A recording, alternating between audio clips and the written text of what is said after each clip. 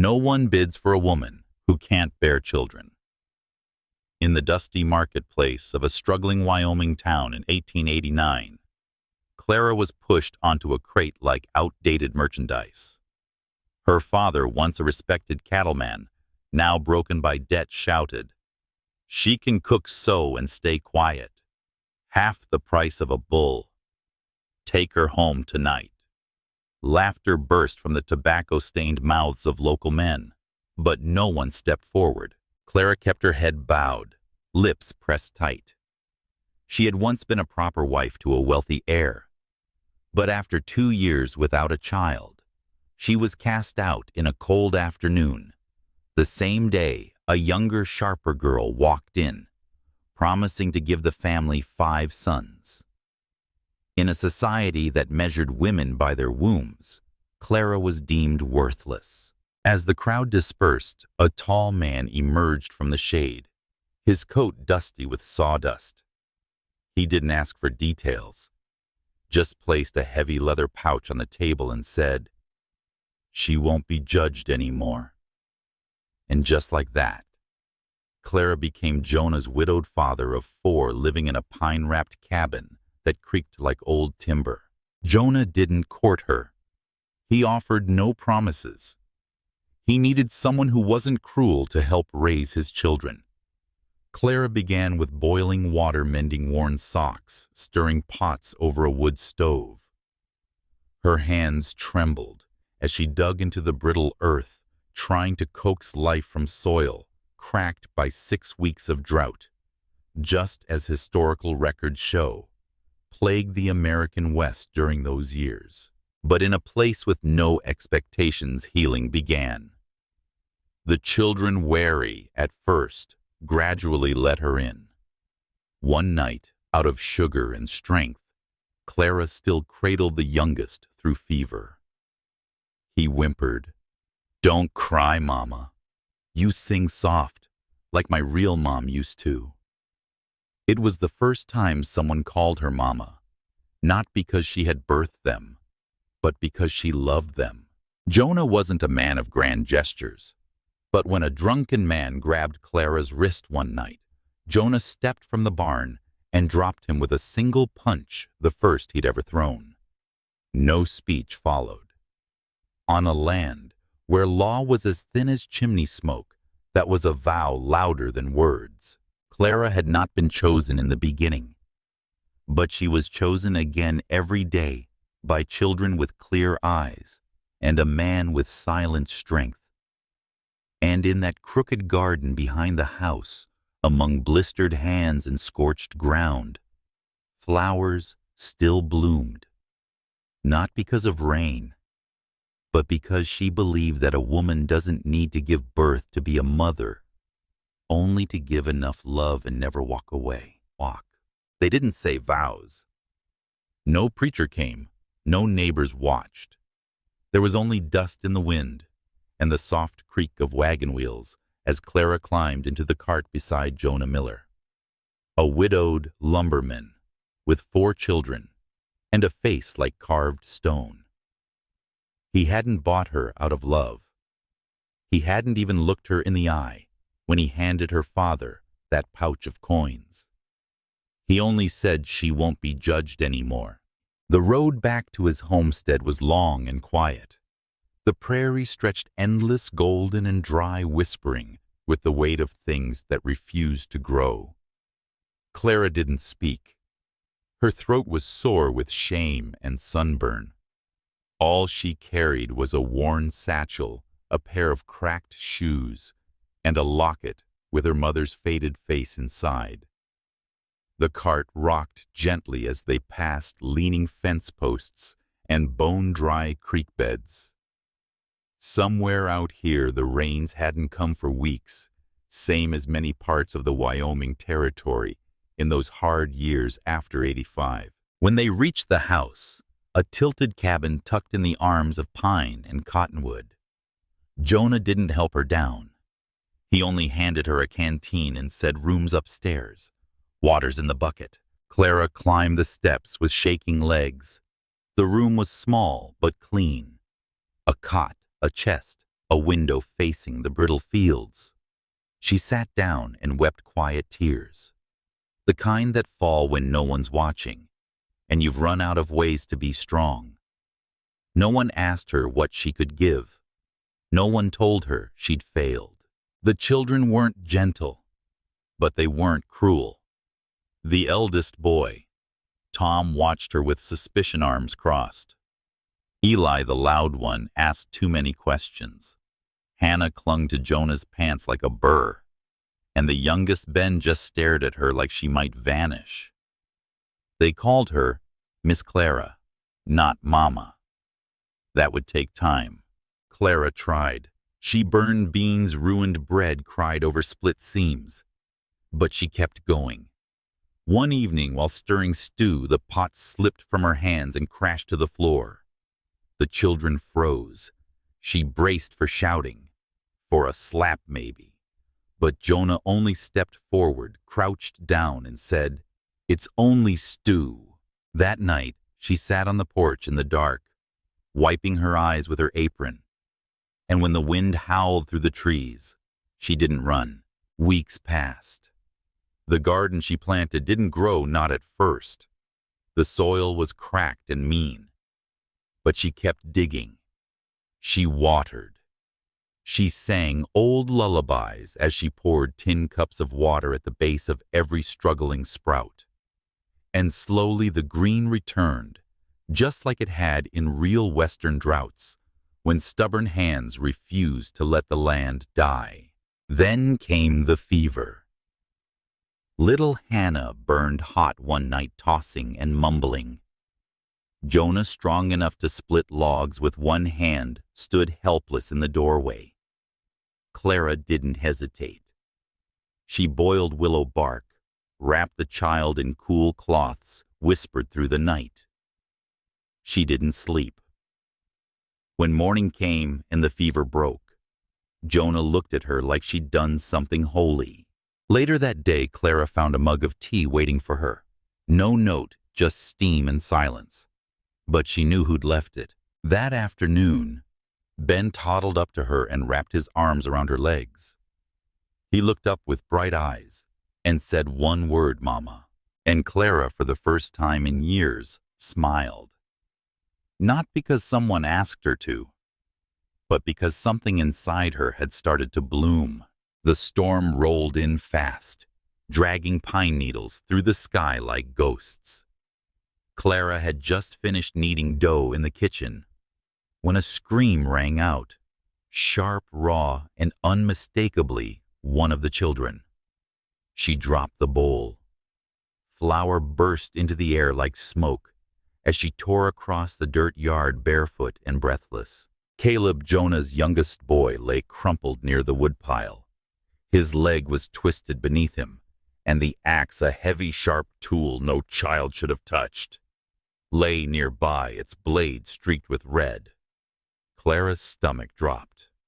"Oh, Lord," she gasped, falling to her knees. Jonah was already there, jaw clenched, hand steady. "Go. Boil water. Bring the bandages from the pantry." She ran faster than she'd moved in years. The cabin was quiet, except for the sound of bubbling water and her own pounding heart. When she returned, Jonah had laid Caleb on the table, pants, cut away the wound ugly and wide. Clara's hands shook as she pressed cloth to it. The boy cried out. His face had gone pale. "I know, baby," she whispered, her voice cracking. "I know it hurts. Just hold on." She worked by instinct, boiling cleaning wrapping. The cloth turned crimson. Her tears fell freely, mingling with the blood. And then, through clenched teeth, Caleb said, "Don't cry, Mama." She froze. That word, Mama, hung in the warm air like sunrise. Not Miss, not Lady, not Clara. Just Mama. The boy blinked at her, eyes swimming. "You make the best biscuits. You sing like my real mama used to." She cupped his cheek, her hand trembling. The others watched from the doorway, silent as shadows. That night they brought her a blanket, a toy horse, a folded piece of paper with a heart drawn in charcoal. The middle child, a girl with freckles and too much worry in her brow, asked, "Does this mean you're staying? That you're our mama now?" Clara couldn't speak. She only nodded, and from that night on they never asked again. They just knew. Jonah didn't say much. He never did. But when he found her later on the porch, watching the stars like old friends, he stood beside her a long time before speaking. "I ain't never been good with words," he said, rubbing the back of his neck. "When I brought you here, I figured I was buying you a way out. I never thought I had the right to keep you." Clara turned heart-thudding. "I thought you'd leave once you had your footing," he added. "And if that's what you want, I won't stop you." Her voice trembled, but her spine didn't. "I used to think love meant being chosen at first sight," she said. "But now I know better. Love is being chosen again after someone's seen everything you are." Jonah's jaw tightened. "If you're not leaving," he whispered, "then I ain't letting you go." She stepped closer, took his hand, calloused, scarred but warm. "I may not have made these children," she said, "but they've made me into someone I never thought I could be." He looked at her with awe, not pity, not longing, just something deeper, like maybe she'd rescued him too. They stood there, while the wind curled around them soft and steady. No thunder, no church bells, just two people who'd been broken by the world, now holding something whole. Inside, the children slept soundly safe, and outside, the frost clung to the garden like breath on glass. Clara didn't need a ring. She didn't need a last name. She had something better. She had a name that mattered. Mama. The rain hadn't touched Villa Esperanza in weeks. The fields had split open like old scars, and even the old aroera trees looked tired. Elias Sampaio stood at the edge of his dried garden, ladling water from the stone well onto limp shoots of okra and beans.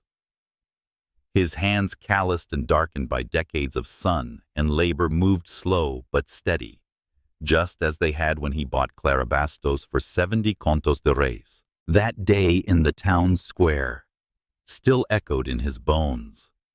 She had stood on the platform like livestock, barefoot, bruised and silent, the only woman offered last after oxen and carts and crates of cracked grain.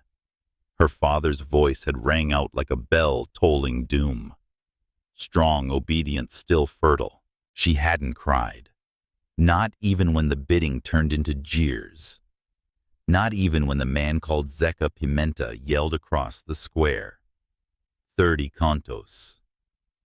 For something that won't last the season. Elias had spoken only once. 70 contos. In gold. That sum was nearly all he had left after the drought ate his crops. But he knew what it was to be treated like a thing. And that's what made him raise his hand. Now Clara was not livestock. She was kneeling at the other end of the garden, muddy to the elbows, humming an old lullaby under her breath as she pulled weeds. Her hands moved with purpose, her shoulders straighter than when she'd arrived. She wore no chains, but the ghosts of her past still clung like morning fog. At first, she'd barely spoken, slept with one eye open, ate little, her every move calculated like an animal expecting a lash. But she had not run, even after Elias told her the back door had no lock, even after he left the house each dawn alone to fetch water and haul seed. He never told her to stay. She just did. Then came the knock. 3 men, one in uniform, another with a merchant's smirk, and the last a man Elias had once seen whip a boy for dropping flour. They came asking questions, checking records. They said the new magistrate Golvea wanted to reassess land utility. But their eyes weren't on Elias. They lingered too long on Clara. One man laughed, "Too pretty for a dry farm." Another muttered, "Might fetch more now that she's cleaned up." Elias didn't flinch. He just crossed his arms and said, "This land's been mine since 1869. She belongs to no one." That night, Clara didn't eat. She stood by the window, arms crossed. Finally, she whispered, "They know." Elias nodded, "But they don't know you." The next day, Donna Aurora came a healer and midwife with roots deeper than any deed. She brought seeds bread and a sealed letter from Adamar at the telegraph office. Clara read it over Elias's shoulder. It was a list, names, dates, and at the center of it all, her father and the Coronel Amancio Flores. A scheme to seize land ahead of the railroad's expansion. Elias looked at her long and hard. "That red book of your father's. What does it hold?" Clara's voice broke. "Everything. Payments, signatures, witnesses." He didn't ask how she knew, just nodded and said, "Then we end it." For the first time, Clara's hand reached for his, not in fear, but in alliance. And from that day forward, it wasn't just a garden they tried to save. It was the land, the truth, and each other. The dust hadn't even settled in the market square when Clara spotted them, two ghosts from another life. Her mother-in-law, stiff as starch, fanning herself like royalty, and beside her, the girl who had replaced Clara in her old marriage hands, folded neatly over a belly that, despite gossip, still hadn't grown. "Well, if it ain't the barren ghost," the old woman sneered, just loud enough for half the vendors to hear. The girl smirked, placing a practiced palm over her stomach. "That's her," she said, voice syrupy sweet. "She doesn't look cursed, just tired." Clara's chest tightened. Her fingers dug into her satchel strap. She had nothing to prove. Not to them. Not anymore. But still the shame itched like old wool. She turned to walk away, chin high, jaw clenched. And that's when she felt it, a hand steady and warm, resting lightly on her shoulder. It was Elias. Dust clung to his boots, his shirt still damp from work. He looked at the two women and said only one thing, voice low but firm. "She's the only one who gets my daughter to sleep. The one who taught Ben not to throw stones. The only one who makes our house feel like it has a roof." Neither woman replied. There was no insult to counter that kind of truth. Later, in the quiet of their garden, Clara knelt beside the thyme patch and made a wreath from wild rosemary and cotton blossoms. Her hands moved without thought, like they'd done it before. She didn't know why she made it, only that her fingers needed to shape something soft again. Weeks passed. Then came the whispers. The new wife, so proud and loud, still carried no child. Her voice grew sharp, her eyes bitter. Rumors stirred like dry leaves, a letter exchanged with a young writer, a fake pregnancy stitched from desperation. When the lie unraveled, Clara's former husband did too. He tore down curtains meant for a nursery that never was. Gray streaked his hair within days. One morning, Clara was buying flour when she saw him. He looked smaller than she remembered, hat crushed in his hands, shame thick on every line of his face. "Clara," he said, soft and cracked, "I was wrong. You were the only woman who ever truly cared." She didn't flinch. "I remember the day you let your mother spit on me. The day you cast me out because my body wouldn't give you what yours couldn't either." He swallowed. "I was a fool." She stepped closer, voice steady. "I have 4 children who call me Mama. I have a man who never asks what I can't give, only what I'm willing to share. My home is full of laughter, full of peace." She looked him in the eye, not with anger, but something firmer. I'd rather sweep ash for Elias Sampaio than sit in your parlor like a porcelain ghost. She turned, walked away. Her heart didn't race. It beat even. Across the street, Elias stood waiting with a sack of grain. He'd seen it all. He didn't smile, just reached for her hand, like it was the most natural thing in the world. And it was. In a town that once measured her worth by a womb that never bloomed, she had bloomed anyway in her own way. Her own time and soil others had long abandoned, long. The sun hadn't wept in 7 weeks. Each day bled into the next under a sky white-hot and still. Crops withered in their beds. The corn shriveled first. Then the beans. The garden behind the house, a once proud patch of green, Clara had coaxed back to life, now sagged like a prayer unanswered. Jonah said little. He just worked longer, slept less, and came home with dirt in his hair and shadows under his eyes. Clara watched him quietly, her hands kneading dough that didn't rise her ears, catching the soft growls of children's bellies in the night. She couldn't bear it, not again. Before dawn, Clara rose, filled every pot bucket and basin with water from the deepest well. Then she wrapped her hands in rags, pulled a scarf over her brow, and walked barefoot into the brittle garden. The soil had hardened like bone, but she dug anyway. She turned the earth one blister at a time, whispering to the roots like they could hear her. Neighbors called it madness, but Clara didn't care. She had once been sold for a song.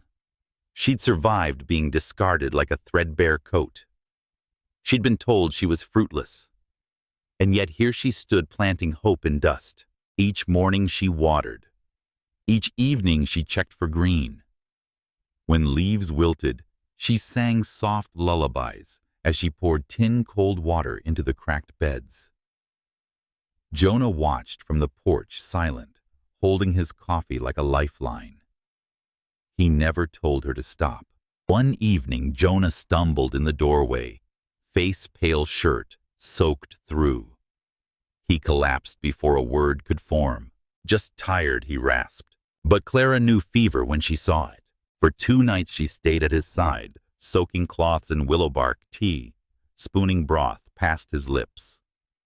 She whispered stories of green hills and baby calves, of the day their youngest drew a crooked star and called it home. Her fingers trembled but never stopped moving.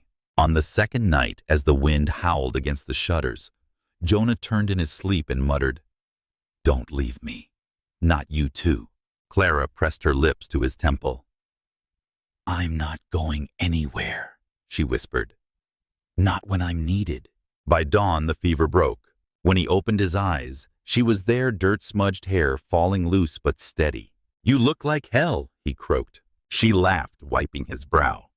"You should see yourself." Outside, the garden hadn't died. Not yet. A week later, their middle boy ran into the house, barefoot and breathless. "Ma, there's a tomato!" Clara ran outside. And there it was, red, stubborn, clinging to a crooked vine like it had defied God himself. Jonah came behind her, slow, quiet. How he whispered. She turned, eyes brimming. "You taught me some things are worth fighting for, even if they don't come easy." He looked down at her blistered hands. Then, wordless, he bent and kissed each knuckle. That night, they sliced the tomato into 6 thin slivers, shared it like communion. It tasted better than any banquet. Later, as the fire crackled and the children slept in a tangle of arms and blankets, Jonah reached for her hand. "I don't have much left," he said. "Not land, not strength. Just this house, these kids, and you." Clara smiled, soft and tired.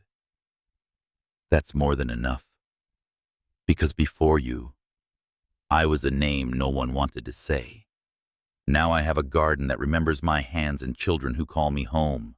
Jonah kissed her fingers again. "You never needed rain," he said, voice thick to grow something beautiful. The morning air was crisp, lined with frost that clung to the fence posts and kissed the edges of the garden. Clara wrapped her shawl tighter around her shoulders and took Thomas's hand, the oldest of Jonah's children, as they walked the narrow dirt path toward the one-room schoolhouse. His grip was small but firm, like he needed her more than he let on. Thomas didn't say much that morning. He clutched his reader book like a shield, eyes scanning the ground, cheeks flushed with nerves. He had always been the guarded one, quiet, wary, slow to trust. But that day he stayed close. At the door, the teacher greeted them, a tall man with spectacles too large for his nose. "We're just catching up on paperwork," he said kindly, finalizing names for the birth register. Thomas stepped forward when asked his full name. "Thomas Jennings," he said proudly, voice clear. "And your mother's name?" the teacher asked, pen poised over the page. There was a beat of silence. Thomas looked up at Clara, then back at the teacher. "Clara Jennings," he said. The teacher blinked. "That your mother's married name?" Thomas nodded solemnly. "That's what we call her." Clara's breath caught in her throat. She didn't speak, didn't correct him. She just smiled, soft, aching, real. When they returned to the homestead, Jonah was in the garden carving a small bird from a block of pine. He looked up as they approached. "The boy do all right?" he asked. Clara only nodded. That evening, after the children were tucked in, Jonah handed her a gift, a leather-bound notebook, its pages clean and waiting. "I don't got much to give that ain't covered in sap or sawdust," he said. "But if anyone earned a fresh page, it's you." Clara turned the book over in her hands, then opened to the first page. It was blank, pure, full of promise. "I used to dream about starting over," she whispered. "But I never thought I'd get to write it myself." Jonah sat beside her close, but not crowding. "You write what you want," he said, "or don't. Either way, it's yours." She picked up a pen and began each letter slow and deliberate. "Today is the first day I was loved, without having to give birth to anyone." She didn't look up as she wrote it. She didn't need to. She could feel Jonah's warmth beside her, the quiet steadiness that had become her shelter. He took the pen gently from her hand and set it down. Then he leaned forward and touched his forehead to hers. "Thank you," he murmured, for what she asked, voice barely audible. "For staying long enough," he said, "to let us love you right." There were no grand ceremonies, no papers signed, no preacher called. Just the smell of bread in the hearth, the hush of children sleeping, and a man and woman who had chosen each other not out of desperation, but out of faith. That night, as the stars blinked into the prairie sky, Clara laid the notebook on the table and stared at it like it was something holy. And maybe it was. Because for the first time in her life, she wasn't someone's burden. She wasn't a mistake to be hidden, or a woman measured by what she could not give. She was a mother, a writer of her own story. And this time she wasn't going anywhere. It was spring when the men came. Boots too clean, suits too smooth, maps rolled tight, like rifles, promises looser than worn leather. They arrived in a black-wheeled buggy trailed by the dust of towns they'd already redrawn. Jonah met them at the fence. Clara stood a few steps behind him, apron still damp from rinsing kale. The land stretched wide behind them, nothing fancy but theirs. A garden growing in crooked rows, a swing dangling from the old cottonwood chickens pecking at dry earth. The smell of rosemary drifted on the breeze. "Mr. Miller," the lead man said, tipping his hat. "We're with the New Pacific Rail. Got a proposal for you." Jonah said nothing. "We're cutting a line right through this hill. There'll be a station down in Cold Creek. Good money in it for families who cooperate early." He unrolled a map across the fence post. A bold red line sliced straight through Jonah's cabin and across the heart of Clara's garden. "You'll be paid handsomely," the man added. "Think of what you could give your children: education, city comforts, maybe a proper home." Clara's fingers tightened around the handle of her basket. Jonah looked past the men, past the paper and shiny ink, toward the garden behind him. He saw the rows they'd planted by hand. the stones where the dog was buried, the archway above the gate where Thomas had carved their family initials. He saw the bench where Clara had cried the first night he called her home. "No," Jonah said. The men blinked. "I'm not selling." They tried again. Talked numbers, easements, legal threats. But Jonah raised a calloused hand. "This land ain't for sale." That evening, as dusk settled and the kitchen filled with stew, steam, and lamplight, Clara and Jonah hammered a wooden sign into the ground near the fence line. "Not for sale," painted in broad strokes nailed into red earth. Some folks laughed, called them stubborn, said the railroad would come either way. Others nodded slow and quiet, their eyes soft with knowing. Out here, a patch of land wasn't just dirt. It was memory struggle family. Years passed. The railroad curved around the ridge instead, detouring 2 miles west. The officials called it inconvenient terrain. The neighbors knew better. Clara's garden stretched wide behind the house now. Onions, beans, sunflowers tall enough to hide behind. Children married and brought home babies. The cabin swelled with noise, bread baking, and little feet thumping across wooden planks. One autumn afternoon, a grandson climbed onto Jonah's lap. "Grandpa," he asked, "why don't you ever call it just Clara's garden?" Jonah smiled, eyes tracing the path from porch to well, from gate to sky. He took the boy's hand, walked him to the archway above the garden gate. Etched into the wood were the words, "She did not bear my blood, but she gave birth to the rest of my life." The boy blinked. "You mean she gave you a second chance?" Jonah nodded. "She gave me everything. And when Clara passed, they buried her beneath the cottonwood tree where wind chimes once sang and sunflowers bowed like mourners. On her stone, Jonah carved the truth. Here grew everything she was never given, and all that she gave anyway. Long after he joined her beneath the same soil, travelers would ride past the fence and still see the sign, "Not for sale." Because some land remembers, and some love is worth more than railroads, riches, or maps. The wind on the ridge never changed. Even after all the years, it still carried the scent of pine needles warming under the sun, the faint sweetness of mustard greens rising from the soil, and the low whisper of lives that once bloomed there. Mabel's garden stretched wide now, more wild than tidy beans curling over fence posts. Onions pushing through the clay, sunflowers so tall the grandchildren hid behind them during games of tag. It didn't grow in rows like townfolk expected. It spilled. It wandered. It lived. Jonah stood on the porch, every morning, hands folded behind his back, watching Clara tend it. He never interrupted, just watched like a man witnessing something sacred. Then came the spring she didn't rise. He found her still peaceful under the cottonwood where she used to hang wind chimes from bent nails. Her hands were folded, palms dirt-stained. A sprig of thyme rested between her fingers. They buried her beneath that tree, beside the bench where she once sat, and wrote her first free words in the leather-bound book he gave her. On her stone, Jonah etched the words himself, rough, uneven, but true. Here grew everything she was never given, and all that she gave anyway. Jonah aged fast after that. His gait stiffened. His words came slower.